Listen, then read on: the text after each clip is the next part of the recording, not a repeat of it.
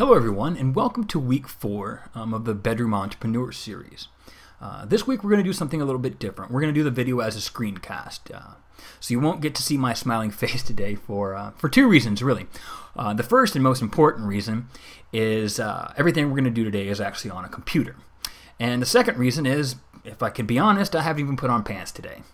So, in this video, the week 4 video, what we're going to do is we're going to show you how to do everything from registering a domain to actually getting a fully functioning website up and on the internet in less than 20 minutes. So, let's go ahead and get started. The first step in creating an online presence is to register a domain name. A domain name is just the name that you type into any internet browser that directs people to your website. While you can get a domain and hosting together, usually at most hosting companies, I personally prefer to use 101domain.com for my domain registrations. I do this because 101domain.com offers probably the largest selection of TLDs, or top-level domains, of any registrar that I've ever come across. Currently, they offer over 3,000 of them. Now, while everybody understands a .com domain, there are times that you're going to want to get a different top-level domain, such as a .fr domain for French websites or a .de domain for a German website. Google does place some importance, and it varies from country to country, for countries and language-specific domains.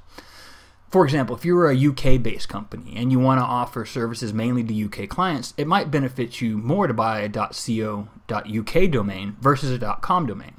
But if your business is based on a more global scale, or for you or a United States only clientele, a .com domain is probably the way to go.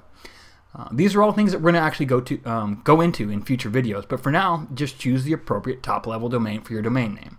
And you can always register additional domain names as your needs require in the future. So, I've chosen Archer4x for a future project that I'm going to work on. Now, where brand recognition is important, I typically register the .com, .net, and .org domains. This just prevents someone from coming in and capitalizing on your success by using your brand recognition to set up a competing site. Now, naturally, you can't register every top-level domain. 101 domain here shows that we have 3,052 top-level domains to choose from. And that would easily be a $30,000 to $40,000 investment for just a year's worth of registration. Whereas today we're going to spend about $30. But you can get away with spending just $10 or $11 if you register just a .com domain. So we're going to type in our preferred domain here, which is Archer4x. You see I've done before already. We're going to select .com, .net, and .org because I want to get them all. And we're going to go ahead and click search to see if they're available.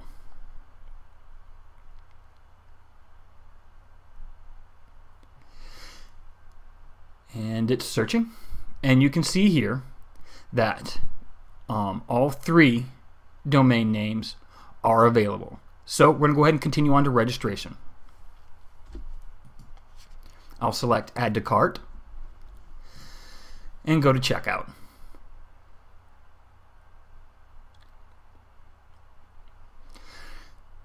And since I'm a current client here, I can just go ahead and automatically fill in my username and pass.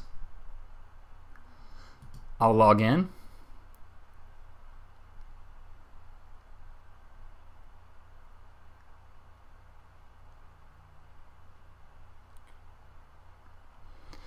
I'm just going to skip all of this domain add-ons and options because I know what I want. So I'm just going to go ahead and skip to checkout. And I'm registering them all for 1 year. Now, naturally, I could select more time, but typically the first year, I'll just go ahead and select them for 1 year, simply because sometimes I have ideas for businesses that I want to think about a bit more. And making an investment for 10 years versus 1 year just doesn't make sense right now. In the event that I decide that I don't want to do it, or I don't have time to do it, or whatever else. But if this is something that you're sure about, naturally you can select more time. That said, you'll always have a chance to renew your registrations, every year, 2 years, 10 years, whatever that you select in the future. So now, having done all this, these are all in my cart. I'll just select Continue.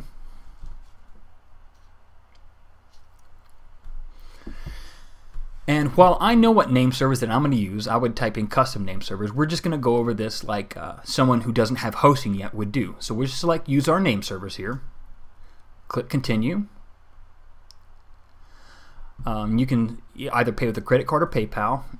As I have an active PayPal account, I'll just select PayPal.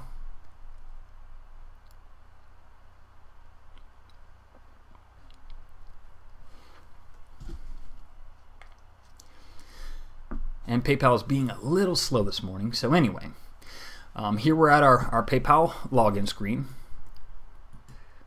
I'll enter my password.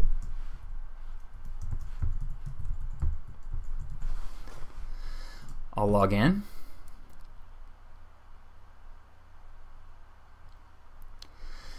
Select continue.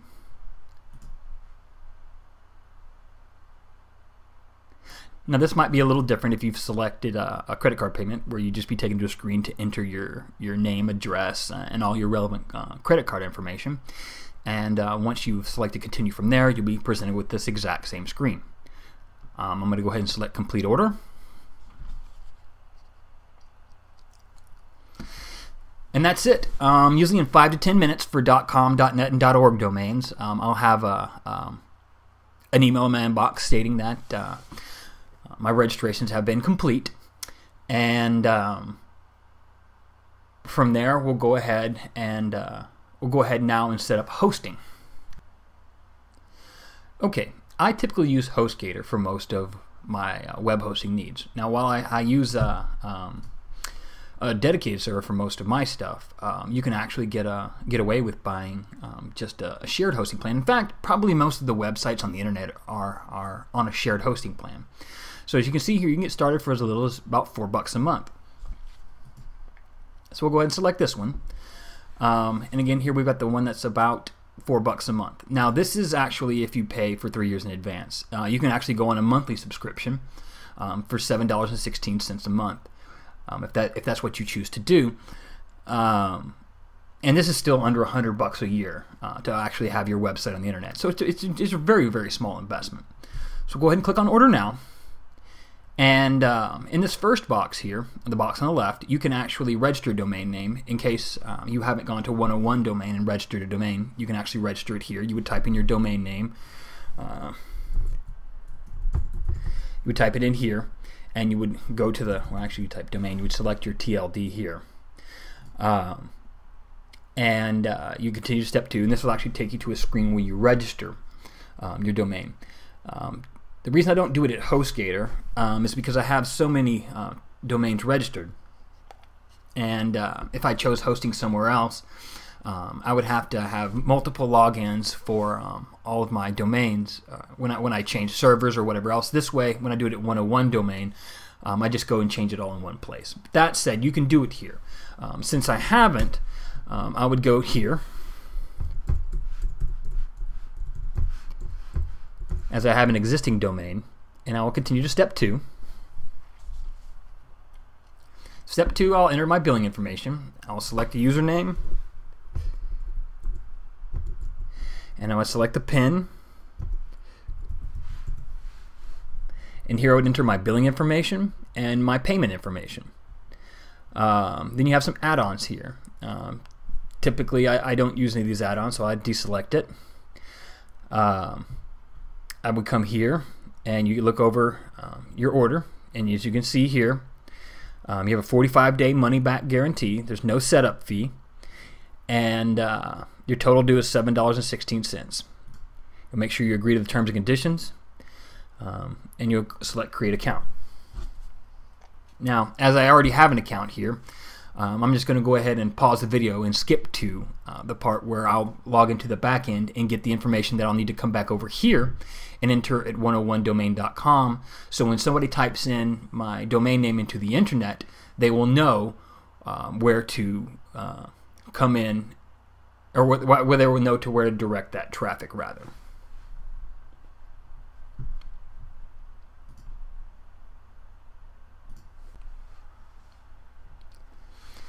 Now, once I've set up my account with HostGator, I'll get a welcome email from them, which gives me my login information. As you can see, I've blurred out parts of the screen here because I don't want everybody on the internet having my login information. But the part we're going to use right now is right here. It's going to tell me my name servers. Now, when I use these, or where rather I will use these, is over here at 101domain.com. I'm going to go ahead and select the domains that I've just registered, and I'm going to select DNS, and I'm going to update the DNS entries, which are these name servers here. So I will type in and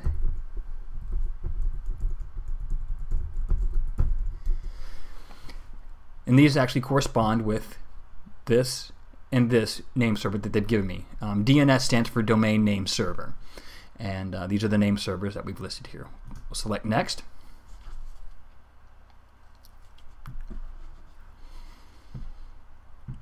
And we'll look them over here, and these are correct, so I'll select Finish. And this can take up to from 24 to 48 hours to process, but if it's a new domain name, it's usually almost instantaneous because the old domain name servers haven't really had a chance to propagate on the internet just yet, so the change is almost instant. So now we have registered a domain name, we've got hosting, and we've told the domain name registry where to point that traffic to. It's basically when they type in that domain name, it directs them to your web host, where your website will reside very shortly.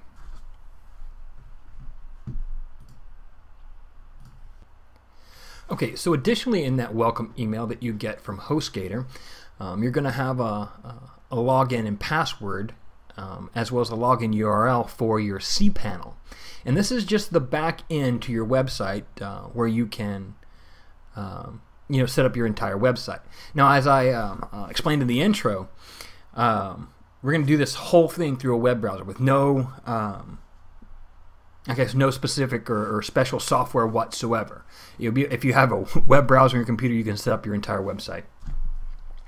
So once you've logged in, you'll see a web page similar to this. Now, it might look a little bit differently. cPanel has different skins or just different user interfaces, but the layout is all typically the same. And what we're going to be looking for here is databases. We're going to be using WordPress again for this website. So WordPress requires a database. Now, this might sound a bit much at the moment, but it's really quite simple. It actually could not be simpler. So once we found databases down here, we'll select MySQL Database Wizard, and we're going to create a database. We're going to call it ArcherFX because it's for the Archer Forex website. It could be anything. You can select 1, 2, 3, ABC. Doesn't matter. Select Next. Now, we're going to create a username. And to make things simple here, I'm just going to select the same thing. I'll enter a password. And then enter the password again. It says I have a very strong password. That's good. We'll go ahead and select Next. And it's actually ArchEFX. So anyway, I'll have to remember that. So what I'm going to do here is select both of these. I'm going to copy them. I'm going to use a text editor here. I'm just going to go ahead and paste that information in so I don't forget it. And in the database wizard here, we're going to go ahead and select all privileges. Click Next. And that's it. Our database is set up. Okay, now that we've got our database set up, we're going to go back to the home screen. And we're going to find our file manager. Now we're going to log into the document root for our particular website, and as you can see here, archerforex.com, we've already got it selected. So we'll select Go, and this launches the file manager for our particular website. This is the same as like Finder for Mac OS X or like Windows Explorer for a Windows-based platform. But here we're just going to go ahead and upload what's essentially going to be our website. And like I said, as we're going to use WordPress for this, we'll go to wordpress.org, and at the home page you'll actually see a download link for WordPress 3.5.1, which is the newest release of WordPress. But as you can see down here, I've already downloaded it. So we're going to need to upload this to the site. So we'll come over here, we'll select upload, and what I'm going to do is I'm just going to drag this to the choose file here, and it will automatically start uploading.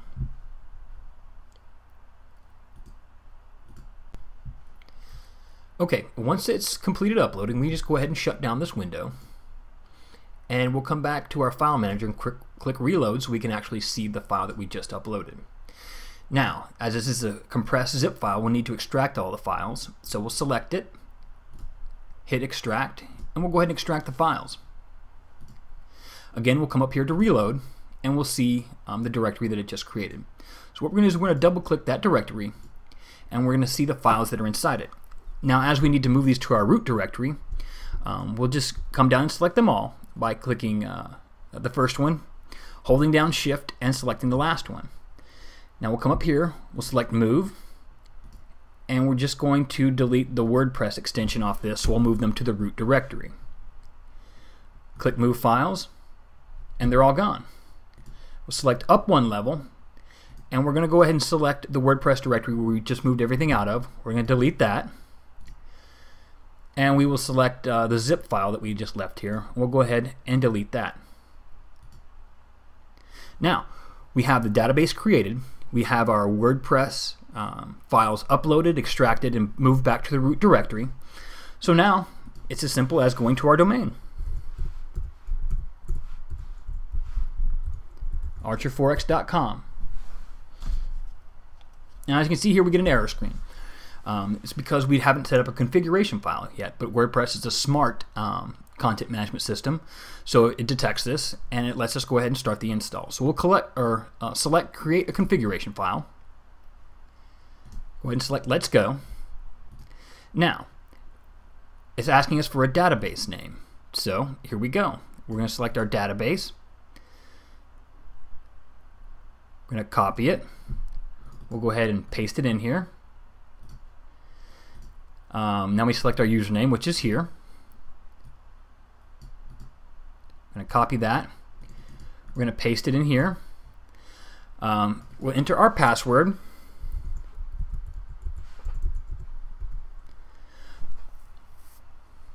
Which we selected in the database creation earlier.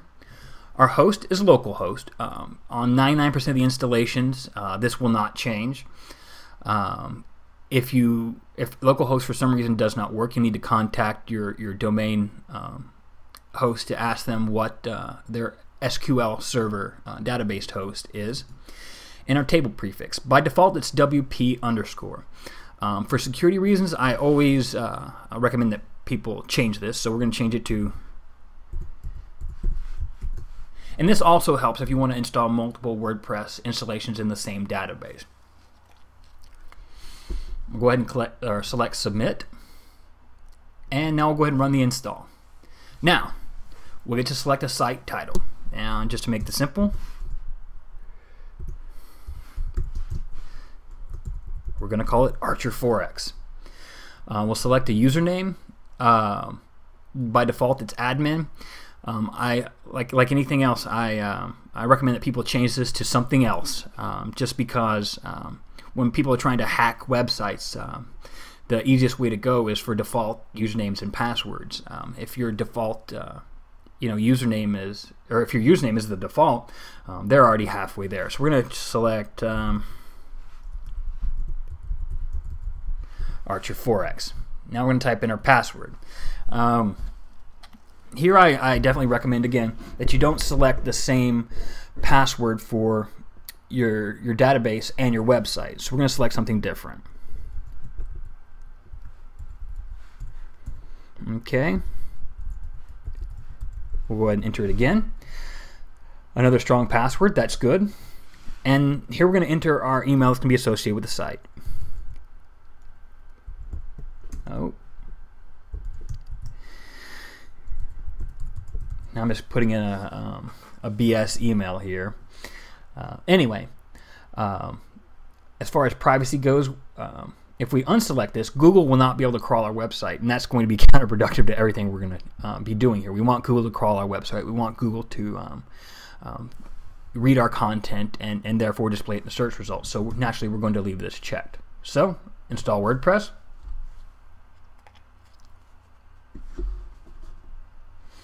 And there we go. Our WordPress is actually installed.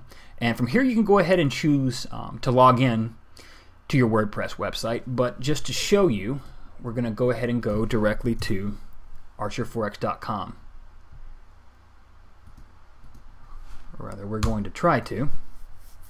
And there you go. It's a very basic website here, and we'll actually get into customizing it in later videos. But you can see now, in probably less than 20 minutes, we've registered a domain name. We have got hosting. We have now a functioning website. So you can see now that it's rather simple to actually get started in actually getting a website up and onto the internet. Now, as you can see here, it's a basic website. It actually serves no purpose. But again, we will get into customizations here in the next video. Okay, well that actually concludes it for week 4. For those of you experienced in web design, I hope I haven't bored you to tears. And for those of you who've never set up a website before, I hope I've shown you just how simple it can be to actually get started in creating a web presence. And for those of you who think that WordPress is simply a blogging platform, while it did start out that way, with the right plugins and themes, it's a fully functional content management system at this point. And actually, it's very user-friendly, and you know, given the right themes, can actually be very efficient in converting website visitors into actual clients. For those of you who don't know the first thing about WordPress, I would suggest before next week's video heading over to Amazon.com and if you can, pulling out your Kindle, your iPad, and getting, what is it called? WordPress for Dummies. Yes, it's actually WordPress for Dummies. Getting WordPress for Dummies and reading a little bit about WordPress before next week. Well, that's it. Once again, this is McLean Van Cleve with The Bedroom Entrepreneur, wishing you all the success in the world, and we'll see you next week.